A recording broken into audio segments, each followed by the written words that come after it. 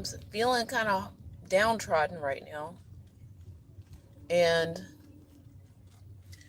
today I kind of, in a good way, or maybe even in a bad way, I thought that I had a brother engulfed in my work.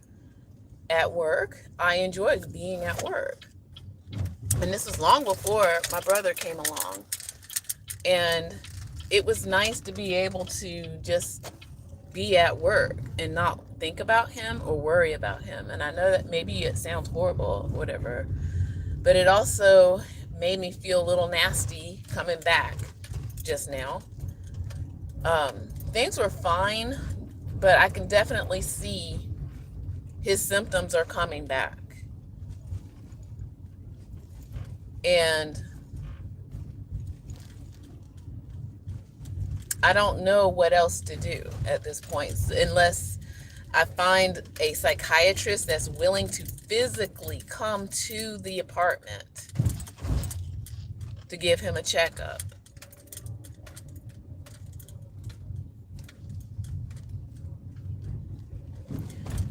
And he tried to pull this whole question foolishness just now. Like, I'm telling him he is in danger. And he's going doing into these loops of questions that make no sense because he thinks he's trying to outsmart somebody. You're not outsmarting anyone.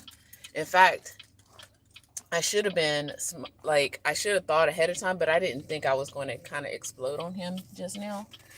Um, I should have recorded the whole thing for a psychiatrist, you know? So he'll pretend like he doesn't know what I'm talking about, even though he knows exactly what I'm talking about. I call him out on the symptoms because one of the symptoms is like he'll have this like twitch, like it's not a twitch, it's a spasm, basically. He's having um, uncontrolled spasms, and those are coming back.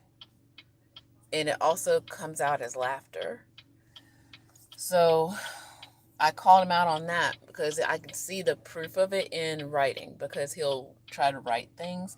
He'll write nonsensical things and he will try to write, but then it's all, scribble, basically scribbling. And he was like, oh, I just pretend. Like, no, that's not pretending. That's your symptoms. So I've already called him out on that. And just now, he wasn't, he had on his headphones, but he wasn't listening to the alarm, that caused me a lot of, undue stress that I probably should not have taken out on him. But I gave him his medicine.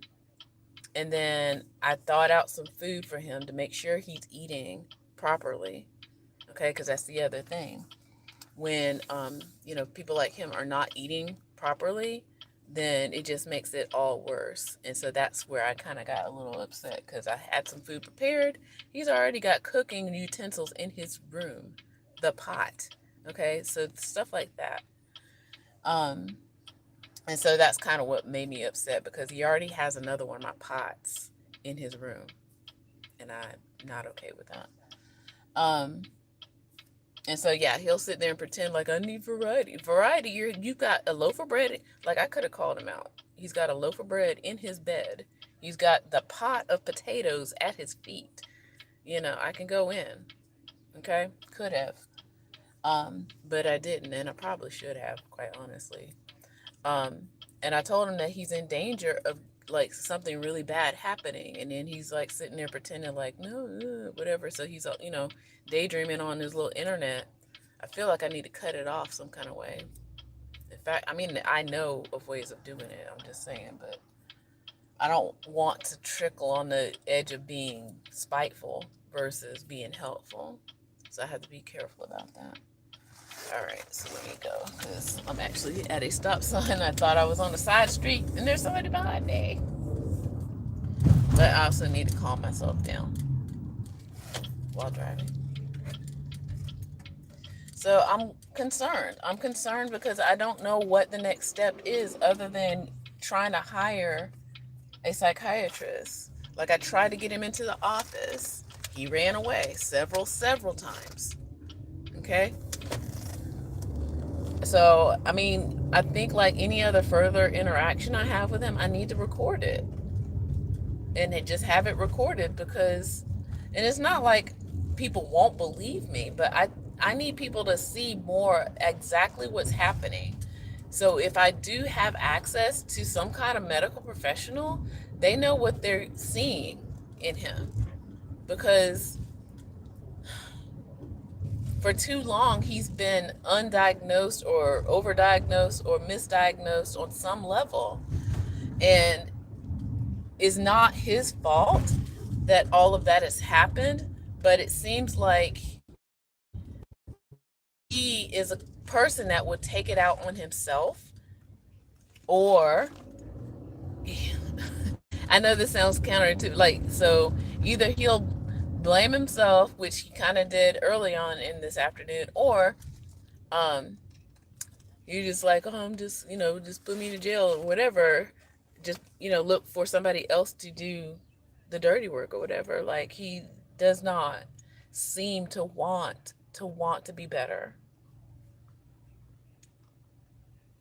and or talk about emotions at all. So I tried to engage him in conversation about his emotions various times this summer, even if it's just like, so the only emotions he's willing to talk about are happy emotions. Other than that, nothing.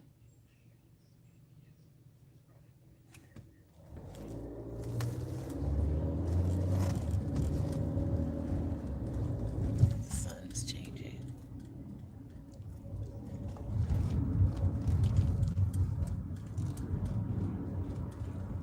So I'm worried. And maybe I should not have lashed out at him, but at the same time, I'm like, I'm tired. He doesn't understand. I am also tired.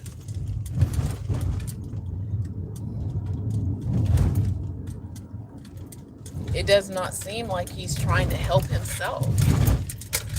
And he doesn't, I mean, I don't know. So yeah, I'm at a stuck point right now because I'm running out of options. So I've given, like, there's so many things that we could have done to, you know, get a solution out of this, but we're running out of options.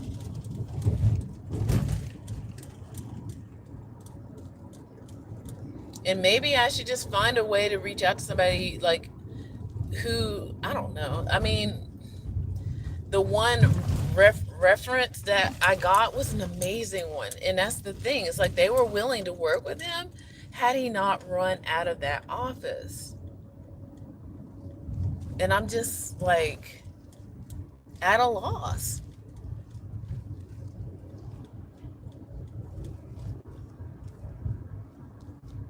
And, I don't want him re traumatized, but at the same time, he can't, he's getting closer and closer to where he can't keep himself out of harm's way. There's that too. And I can't watch him all day. Obviously, I'm at work, right? So that's, maybe I'm feeling guilty because I didn't think about him all day. Maybe there's that too. It's like, but I shouldn't have to. I shouldn't have to be worrying, thinking about him all day. Like, is he taking care of himself? I should be at my job, doing my job. That's what I should be doing.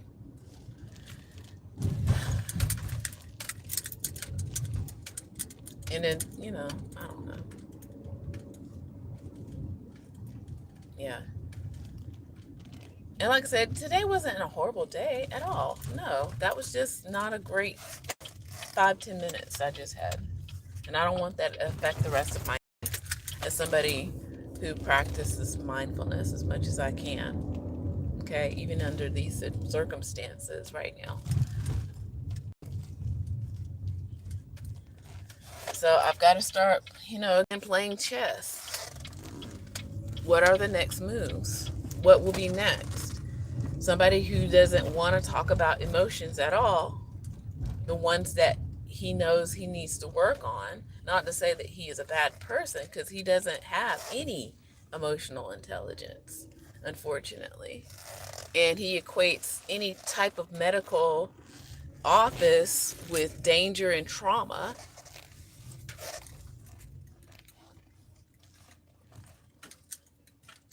I mean, we're on here.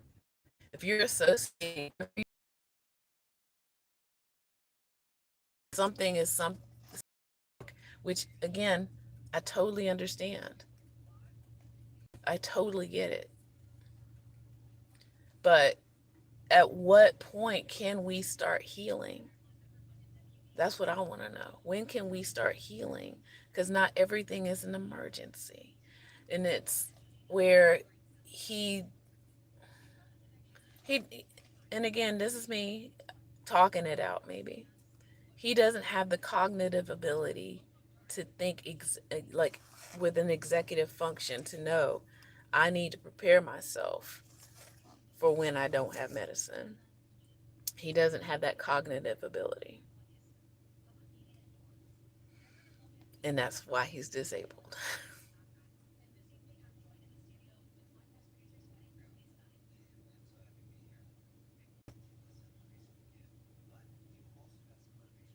And maybe I'm also still feeling guilty that he doesn't have anybody to help, like talk to him day to day. That's what he needs. That's what he's always needed. He needs to be with other people. And I talked about this before, like an occupational therapist. He needs someone to be with him every day to talk to. He could heal. See, just see the potential in him, and I just don't know what else to possibly do. I mean, just go back to the drawing board or find somebody else, another organization. But that organization was good in that had he just stayed, he would have got his shot.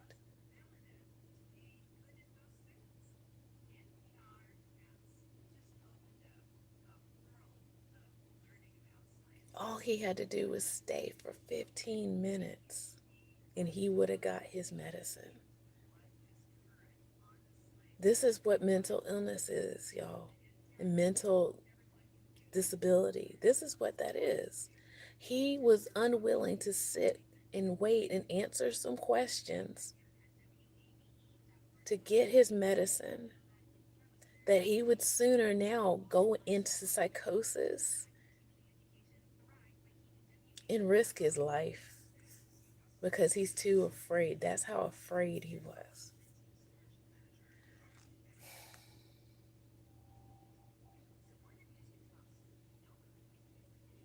Yeah.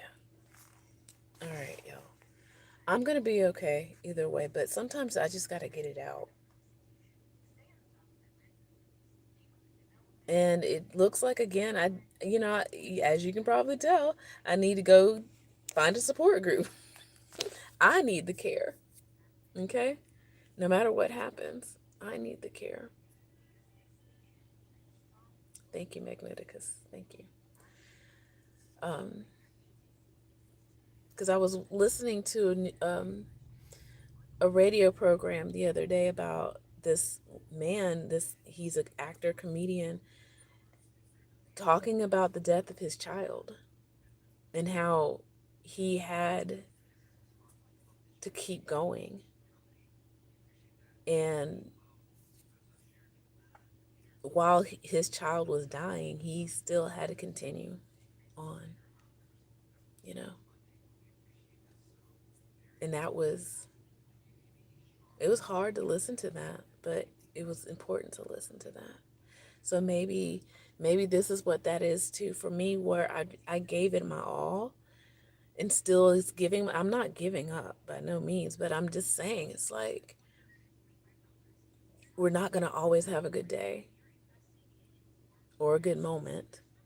He had a good day, my brother, being in La La Land. Okay. But me seeing what could go happen in the next weeks, could be very dangerous. And I see it, I know it. And he has no idea, no clue. And that's scary. So thanks for listening, y'all. All right, let me go have some dinner, take shower, and all that other stuff. All right, take care. Thanks for listening.